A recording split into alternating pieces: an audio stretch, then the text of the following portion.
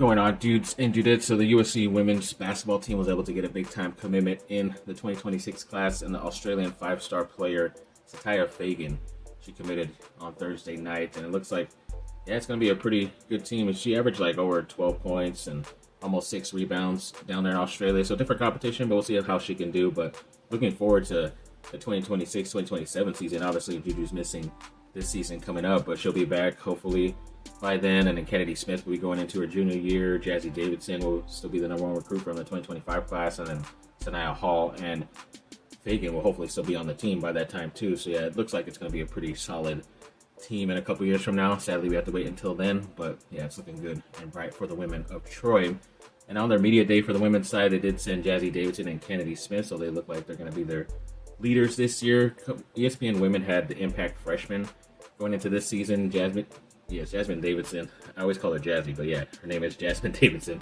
Is #1 right there, according to them. Even Emily Skinner, of Duke, is on there. They're both beating Elia Chavez, who was the #1 player coming out of high school. But a couple of their notable non-conference games: NC State, South Carolina, Notre Dame, UConn. So yeah, a lot of the top teams out there. They still have to play and finish off those home-and-home series, but looking to get some nice victories against some of the best teams out there. When it comes to Amon-Ra St. Brown in the NFL, he still is top 5 in receiving yards. And then Makai Lemon has been the highest graded power forward wide receiver this season. According to PFF, he's #1 there. Even when it comes to Big Ten receiving yards leaders, he's #1.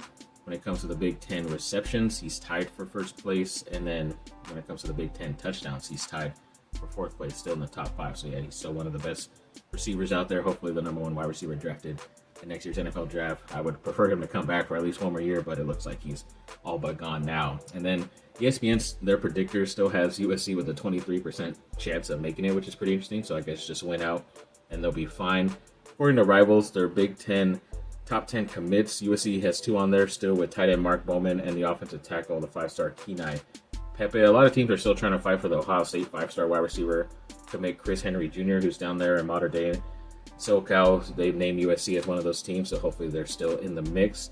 A player in Austin Engroff looks like he's going to be a preferred walk-on at USC. It looks like he was a defensive back and linebacker in high school, so it looks like he's coming out in the 2026 season. The tight end Walker Lyons inked an NIL deal with Travis Matthew, which I believe is a golf clothing company, so congrats to him. And then also the media days for the men's side on basketball happened, and they sent Rodney Rice and Chad Baker Mazzara. Not surprising that the transfers are some of the leaders on the team, because that's all that USC has this year for the men's side is transfers. So we'll see how they do, and looking forward to the season starting up pretty soon.